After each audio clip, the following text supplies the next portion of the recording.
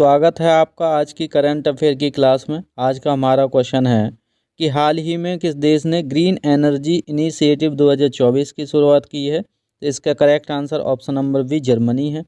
Germany के द्वारा green energy initiative की शुरुआत की गई है। ग्रीन एनर्जी के तहत जो जर्मनी है वो 2030 तक लगभग 50% कार्बन उत्सर्जन कम करने की कोशिश करेगा या उसने अपना लक्ष्य रखा है। इसके तहत नवीकरणीय ऊर्जा उत्पादन को बढ़ावा मिलेगा। इस योजना से पवन ऊर्जा और सौर ऊर्जा पर ध्यान केंद्रित किया जाएगा। इसका जो मुख्य फोकस है वो ग्रीन हाइड्रोजन का उत्पादन करना है। किसका? ग्रीन हाइड्रोजन का क्या करना है? उत्पादन। ग्रीन हाइड्रोजन का उत्पादन से क्या होगा? हमें ग्रीन एनर्जी प्राप्त होगी और इसके तहत लाखों जो नौकरियां हैं वो सृजन होने के क्या हैं, इससे चांस होंगे। हाल ही में राष्ट्रीय किसान सम्मान पुरस्कार 2024 किसे दिया गया है? तो इसका जो करेक्ट आंसर है ऑप्शन नंबर बी, यानी कि ये पुरस्कार सीमा चौधरी को दिया गया है। सीमा चौधरी को इस सम्मान से क्यों सम्मानित किया गया है? क्योंकि इसके तहत उन्होंने जैविक खेती में उत्कृष्ट योगदान दिया है और इसके तहत 500 से अधिक किसानों को रोजगार मिला है। और सीमा जो चौधरी हैं वो तकनीकी पर्यावरण में अनुकूलन लाने में अपना योगदान दे रही हैं। इससे हमारा जो प्राकृतिक खाद है उसका उपयोग अधिक से अधिक होगा और जल संरक्षण पर भी इन्होंने कार्य किया है। इससे क्या है, जो हमारी भूमि की उर्वरता है उसमें जो कमी आ रही है लगातार उर्वरता में, वो प्राकृतिक खेती के थ्रू क्या होगा, उर्वरता में क्या होने लगेगी? वृद्धि होने लगेगी।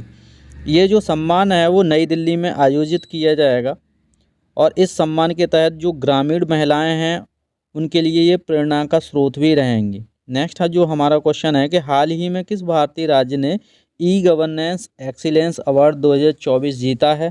तो इसका जो करेक्ट आंसर है वो ऑप्शन नंबर हमारा है सी, तेलंगाना। किसने जीता है? तेलंगाना राज्य ने इस पुरस्कार को जीता है। ये पुरस्कार क्यों मिला है? क्योंकि राज्य ने ऑनलाइन भूमि रिकॉर्ड और राशन कार्ड जैसी सुविधाएं शुरू की हैं। टी हब, टी वर्क जैसे इनोवेशन जो प्लेटफॉर्म है उनमें इसको सफलता मिली है।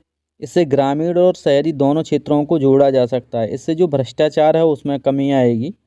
इसके लिए इस पुरस्कार से तेलंगाना को क्या किया गया है? पुरस्कृत किया गया है। नेक्स्ट क्वेश्चन है कि हाल ही में किस भारतीय राज्य ने महिला उद्यमिता योजना 2024 की शुरुआत की है?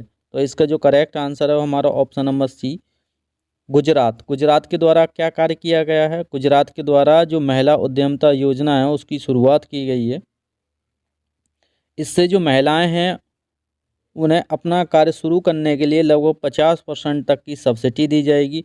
साथ ही सरकार इन योजना के तहत उन्हें प्रशिक्षण भी देगी और इसका जो मुख्य फोकस है वो ग्रामीण और शहरी जो दोनों क्षेत्र हैं, इन दोनों क्षेत्रों में महिलाओं को आगे बढ़ाना है। इसके तहत उन्हें जो धनराशि है वो लगभग 5 लाख से अधिक धनराशि इन्हें दी जाएगी, जिसमें 50% छूट, यानी कि उन्हें जो 2.5 लाख रुपए हैं वो पे करने पड़ेंगे और 2.5 लाख रुपए हैं वो गवर्नमेंट खुद पे करेगी। इसके तहत जो गवर्नमेंट ने लगभग 500 करोड़ रुपए का बजट रखा है। नेक्स्ट हमारा क्वेश्चन है कि हाल ही में किस देश ने एशियन इनोवेशन फोरम 2024 की मेज़बानी की है? तो इसका जो करेक्ट आंसर है वो हमारा ऑप्शन नंबर बी, सिंगापुर के द्वारा क्या किया गया है? सिंगापुर के द्वारा एशियन इनोवेशन फोरम 2024 की मेज़बानी की गई है। तो सिंगापुर ने एशियन फोरम 2024 की तो मेज़बानी की है। इस फोरम से टेक्नोलॉजी और इनोवेशन को बढ़ावा मिलेगा। 20 देशों के लगभग 2000 से अधिक प्रतिनिधियों ने इसमें भाग लिया है। भारत ने डिजिटल इंडिया और मेक इन इंडिया की पहल की प्रस्तुति की है। इससे एआई और ब्लॉकचेन और ग्रीन टेक्नोलॉजी पर चर्चा की गई है। नेक्स्ट हमारा क्वेश्चन है कि हाल ही में किस संगठन ने एशिया जलवायु वित्त पोषण पहल की शुरुआत या घोषणा की है? तो इसका जो करेक्ट आंसर है वो ऑप्शन नंबर ए, एशियाई विकास बैंक के द्वारा यह पहल शुरू की गई है। एशियाई विकास बैंक को शॉर्ट फॉर्म में क्या बोलते हैं? एडीबी हम कहते हैं। इस पहल के तहत लगभग 2030 तक 50 जो बिलियन डॉलर की वित्तीय सहायता प्रदान की जाएगी। इसका उद्देश्य एशियाई देशों को जलवायु परिवर्तन से निपटने में मदद देना है।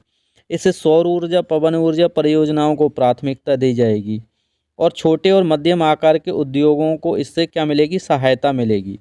ये जो हमारे एसडीजी गोल हैं उनमें भी इसमें फ़ायदा होगा। नेक्स्ट हमारा क्वेश्चन है किस भारतीय संस्थान को हाल ही में ग्लोबल एजुकेशन एक्सीलेंस अवार्ड 2024 से सम्मानित किया गया है? तो इसका हमारा करेक्ट आंसर है IISc बेंगलुरु। तो IISc जो बेंगलुरु हुआ है, इसे ग्लोबल एजुकेशन एक्सीलेंट अवार्ड 2024 से सम्मानित किया गया है। सम्मानित होने के कुछ मुख्य कारण हैं, जैसे कि पिछले वर्षों में लगभग 10,000 से अधिक शोध पत्रों का प्रकाशन जो IISc बेंगलुरु के द्वारा किया गया है। यह पुरस्कार उच्च शिक्षा, अनुसंधान और उत्कृष्टता के लिए दिया जाता है। संस्था ने विज्ञान और प्रौद्योगिकी के क्षेत्र में महत्वपूर्ण योगदान दिया है। यह भारत के शीर्ष अनुसंधान संस्थानों में से एक है। कौन? IIT बेंगलुरु। ठीक है। नेक्स्ट हमारा क्वेश्चन है कि हाल ही में किस भारतीय क्रिकेटर को ICC cricketer of the year 2024 से चुना गया है? तो ये करेक्ट आंसर है हमारा इसका शुभम गिल। हमने कल भी इसके बारे में चर्चा की। अगर आप हमारी क्लास की PDF चाहते हैं तो हमारे टेलीग्राम चैनल को अवश्य ज्वाइन करें।